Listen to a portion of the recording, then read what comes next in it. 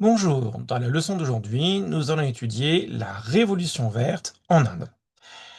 Alors, j'avais déjà montré ces différentes, enfin un projet similaire donc en fait du photographe Greg Seagal qui s'appelle Daily Bread, What Kids Eat Around the World, autrement dit qu'est-ce que mangent les enfants à travers le monde.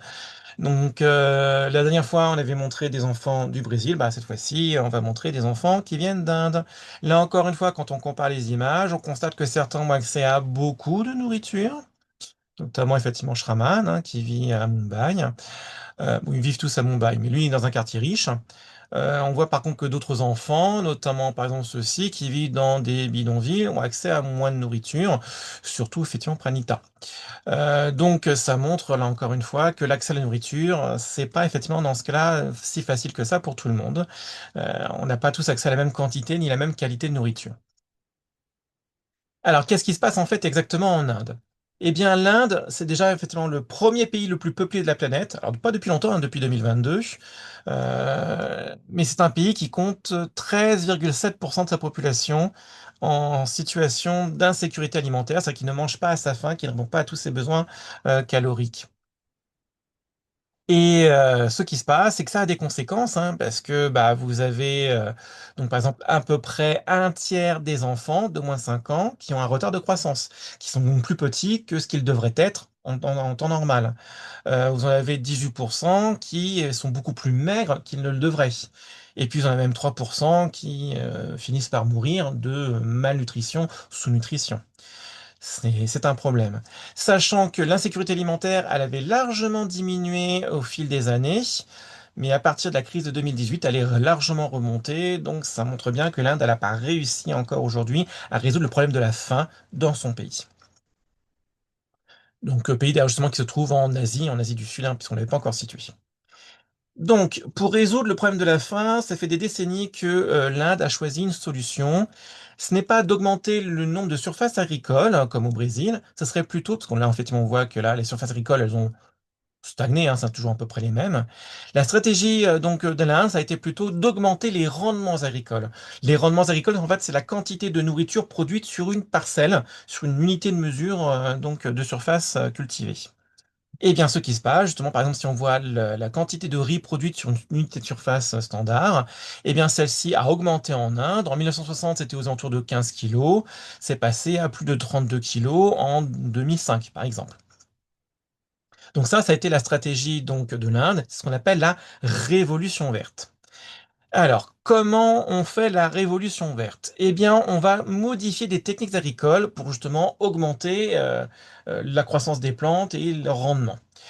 On va tout d'abord utiliser l'irrigation, parce que les plantes, elles ont besoin d'eau, donc plus on met d'eau, bah, plus elles peuvent boire et donc, a priori, grandir plus facilement. On va aussi utiliser des engrais chimiques qui vont fertiliser les sols, qui vont permettre de mettre plus de nourriture dans les sols, si vous préférez, notamment de l'azote, pour que les plantes puissent plus facilement grandir.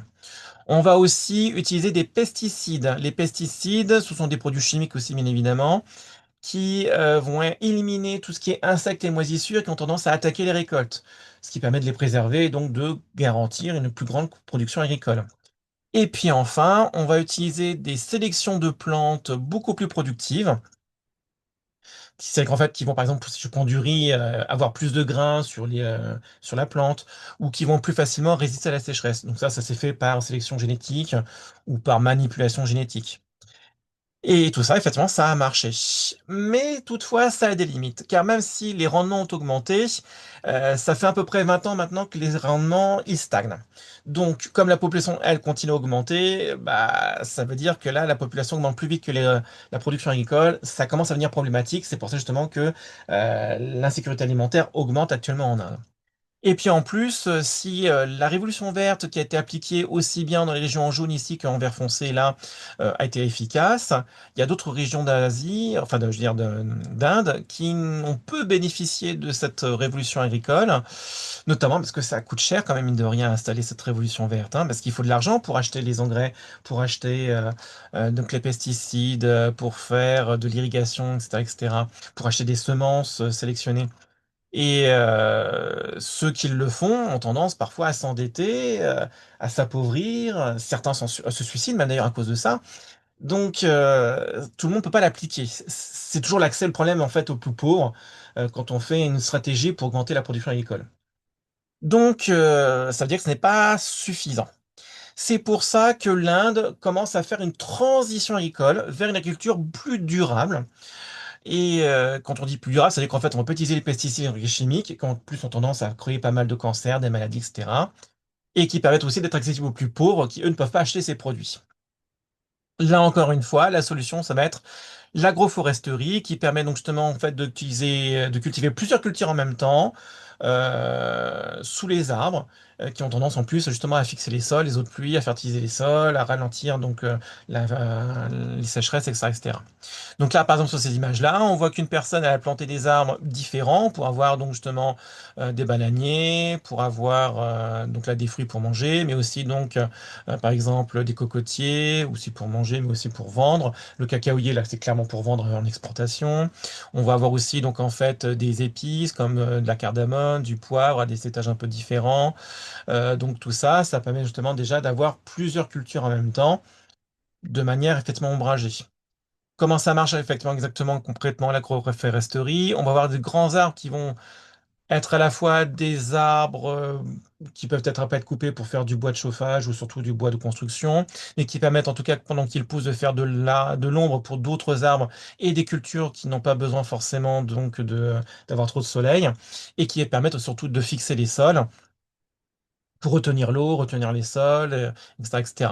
Et donc, résultat, bah, ça permet justement après, en dessous, dans ces étages-là, de faire aussi bien des cultures d'exportation, comme du cacao, du café, mais aussi des cultures pour manger, donc vivrières, donc du maïs, du manioc, du haricot. Ça tombe bien en plus, ils envoient de l'azote pour permettre justement donc de enrichir les sols, etc., etc. Donc, c'est un cycle effectivement beaucoup plus durable. Et puis en plus, comment dire, on peut faire des rotations des cultures vivrières. Donc par exemple, on peut effectivement dans ce cas-là donc alterner les cultures de légumes, de fruits, de tuberculeux, etc., etc., pour justement fertiliser les sols, mais qui ne s'approvisent pas, pardon, c'est dans l'autre sens. De même, effectivement dans ce cas-là pour les cultures céréalières, on va alterner donc des céréales avec donc du colza, des pois. Du soja qui, elles, ont relancé donc de l'azote, donc une sorte d'engrais naturel préféré hein, dans le sol pour les fertiliser, pour faire augmenter après donc justement la quantité, les rendements des céréales, de maïs, de blé, etc., etc. C'était l'intérêt. Donc c'est beaucoup plus durable. Résultat, pour voir si vous avez compris cette leçon sur la révolution verte, on va donc dire que l'Inde se trouve déjà en Asie du Sud. Ce sont les agriculteurs indiens qui ont pratiqué la révolution verte en sélectionnant donc des céréales plus productives et plus résistantes à la sécheresse, mais aussi en mettant en place de l'irrigation, mettant en place des engrais chimiques, des pesticides pour donc augmenter les rendements, parce que justement, vous avez encore quand même 13% de la population qui est en situation d'insécurité alimentaire et que la population continue d'augmenter, donc il y a quand même encore besoin de nourriture. Mais ça a pour conséquence, alors certes, une augmentation des rendements, ça c'est le côté positif, ça a permis d'éviter des famines, mais ça stagne. Donc là, effectivement, c'est-à-dire que le système a ses limites.